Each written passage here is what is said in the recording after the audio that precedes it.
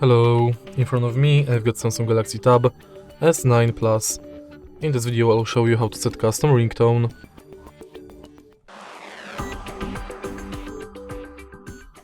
In the beginning, let's go to settings and now enter sounds and vibration.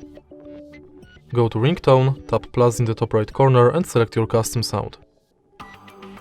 Tap done and it's set.